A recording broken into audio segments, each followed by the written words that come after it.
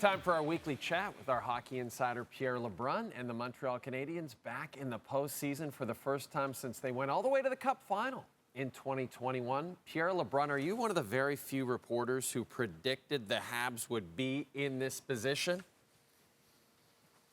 Don't I wish I could say that, Jay, but no. I've been on record since the start of camp thinking that the Habs would take a meaningful step this year, but just fall short. Play some meaningful games late in the year, but not quite be ready to take that step.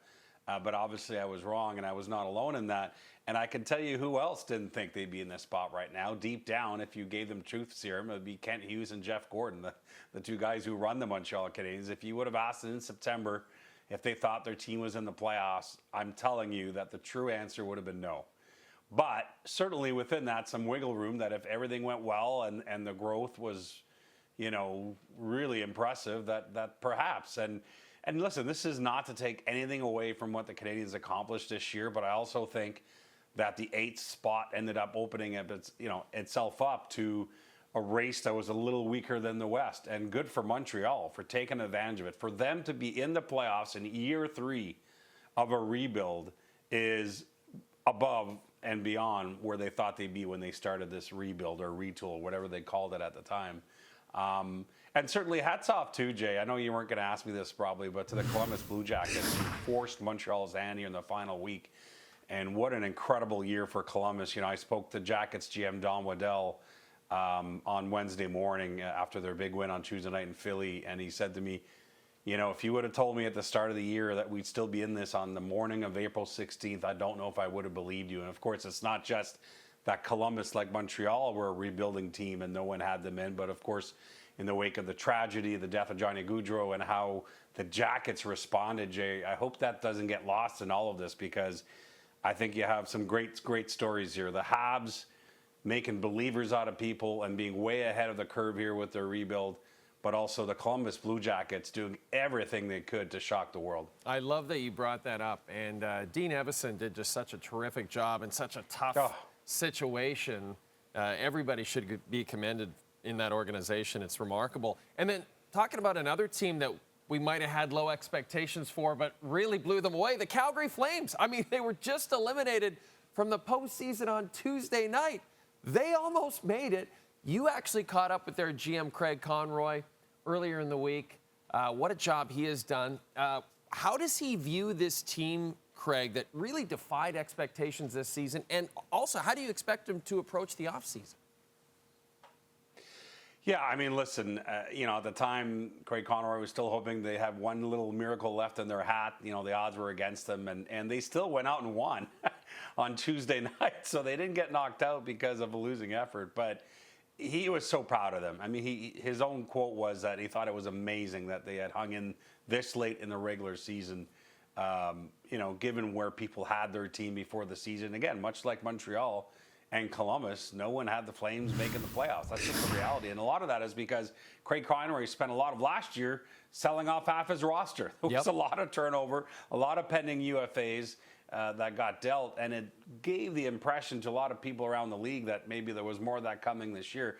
This is where Craig Conroy was really proud of his veteran core, where they set the tone from training camp on, from Kadri to Huberdeau to Rasmus Anderson, Mackenzie Weegar, where those guys were not dealt, and they wanted to be part of a retooling team that was not going to tear it down to the studs.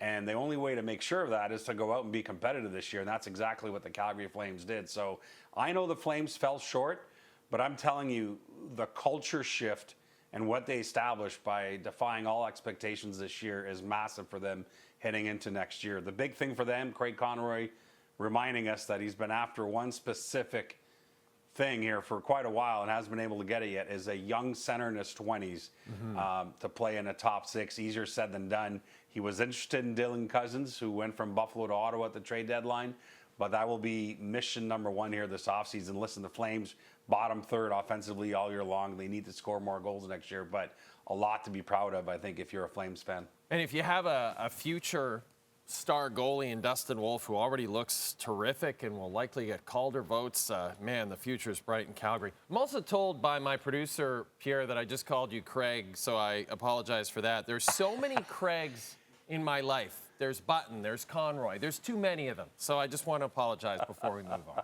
Okay, here we go. Hey, listen. There were times when I had just joined TSN back in 2011 where hosts would often call me Pierre Maguire. So really, you can call me anything. I mean, Pierre Maguire, shout out, great dude. Yep, awesome guy. But yeah, I get it.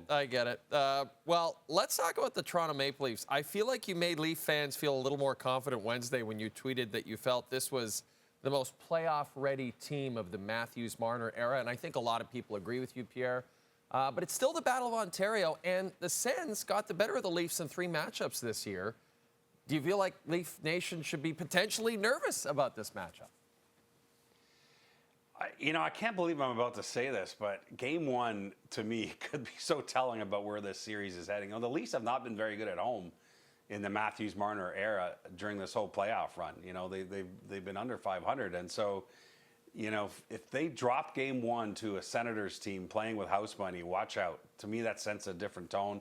Brady Tkachuk, to me, is the ultimate wild card in this series, too. The 4 nations, Brady Tkachuk. Yeah. That Team Canada has such a hard time handling. I mean, that's a wild card for this series. But I'll tell you this. I've been canvassing team executives and some coaches around the league for a piece I'll run in The Athletic on Friday on 3 particular series. Battle of Florida, Dallas, Colorado, where I'm headed, and the Battle of Ontario. And Dallas, Colorado, and the Battle of Florida, predictably, have been a pretty 50-50 response from all these people around the league in terms of who they think might win. I will tell you that it's pretty one-sided for Toronto in the canvassing that I'm doing so far, which surprised me a bit because I thought there'd be more people that would want to tap into Toronto's playoff scars and the ghosts of playoff past and their lack of success. But what you said at the start of that question is what has come back a lot from team execs and coaches is that Brad Treliving and Craig Berube have made this the most playoff-ready team that the Leafs have had in the Matthews-Marner era. This is a team more comfortable in a low-scoring game, in the grind of a playoff game. This is how they play now under Berube. Brad Treliving has given them some parts. You think of Tanev and Carlo and so on that are more comfortable in a playoff setting on the blue line. Stolar's had an unbelievable year. These are all true things. It's why, I think most people are picking the Leafs as the favorites. But again, the intangible to me, if Ottawa takes Game 1, it's just a reaction from the Leafs after that. Because this is a core of a team that has found ways to lose and not win at this time of year.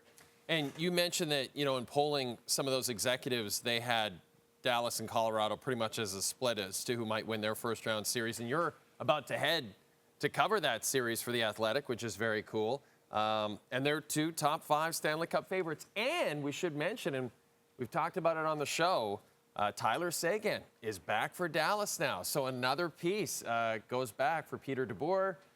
How do you expect this one to play out personally, Pierre? Because it's going to be a lot of fun for you to cover.